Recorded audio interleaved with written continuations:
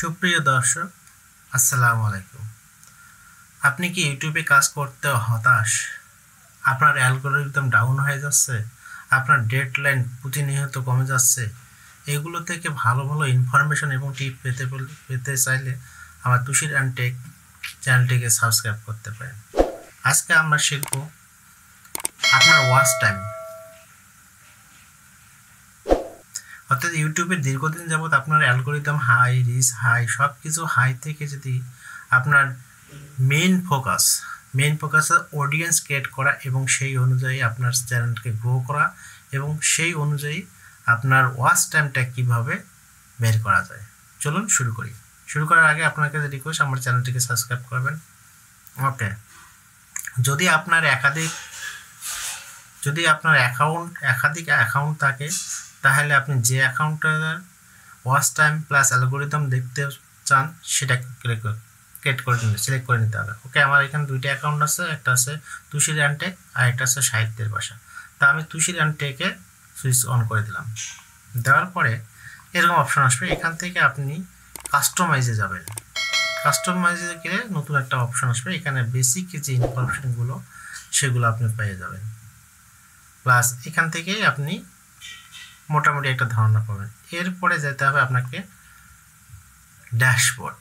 এই ড্যাশবোর্ডে অনেকগুলো ফিচারের মধ্যে থেকে আপনাকে বেসিক্যালি যে ফিচারটা প্রয়োজন আপনার, এখানেই আপনি ওয়াচ টাইম প্লাস আদার যে অপশনগুলো থাকে, কেউ যদি কমেন্ট করে তাকে আপনাকে এইগুলো দিতে হবে।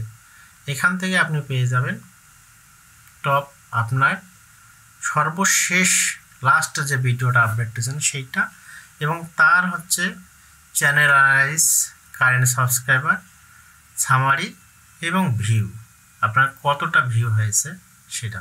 এবং মাইকে কি ইউটিউব থেকে আপনার সবচেয়ে গুরুত্বপূর্ণ বিষয় যদি কোনো আইডিয়া থাকে তারা আপনাদেরকে এখানে বলে দেবে। আর এইটাই হচ্ছে আসল ওয়াচ টাইম। দেখুন, এইটাই হচ্ছে আসল ওয়াচ টাইম এবং একজন ভিউয়ার কত ধরনের কত ভিউ হয়েছে আপনার চ্যানেলটিতে, এবং এখানে ওয়াচ টাইম দিতে হবে। দেখুন, আমার ওয়াচ টাইম হচ্ছে 36 ঘন্টা 6 মিনিট। ওকে, এরপরে এখান থেকে আপনি বিভিন্ন ধরনের ইনফরমেশন প্লাস আস্তে আস্তে আপনারা জানবেন আপনার কন্টেন্টগুলো আছে, এই কন্টেন্টগুলোর এক্সপ্রেশন কীরকম। যেমন আজকে আমি এখন পর্যন্ত একটা ভিডিও রান করছি, সেই ভিডিওটা এখন পাবলিশ করি নাই, আমি প্রতিনিয়ত কন্টিনিউ সন্ধ্যা 7টায় পাবলিশ করি। সেক্ষেত্রে আমি শিডিউল দিয়ে রাখছি। আপনার এটা শিডিউল কীভাবে দেওয়া যায় সেটা নিয়ে ভিডিও একটা আসবো, নেক্সট ভিডিওতে দেখাবো কীভাবে শিডিউল দেওয়া যায়। আপনি রাত্রে কাজ করবেন, রাতে উঠে কাজ করবেন, সেই সময় তো আপনি পাবলিশ করবেন নির্দিষ্ট একটা সময় অনুযায়ী, সেটা সবচেয়ে বেটার। আমি এখানে একটা শিডিউল দিয়ে রাখছি, এখানে শিডিউল দিচ্ছি যে 29 তারিখ সন্ধ্যা 7টার সময় পাবলিশ হবে, তার মানে প্রায় 11 ঘন্টার মতো একটা কম বেশি। এটা কীভাবে করবেন নেক্সট ভিডিওতে দেখাবো।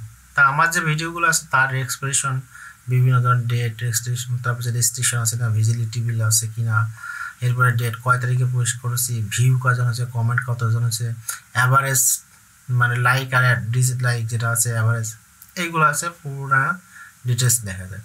এরপরে আসতেছে অ্যানালাইজ। এইটাই সবচেয়ে বেশি গুরুত্বপূর্ণ, আমরা সর্বদাই এটা দেখে থাকি, তাই না? এটা অনেক গুরুত্বপূর্ণ বিষয়।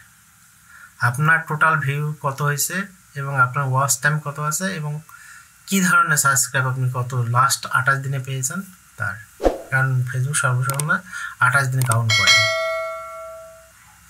এখান থেকে আপনার প্রতিটা মানে পেজের সব কিছু গ্রোথ দেখতে পাবেন।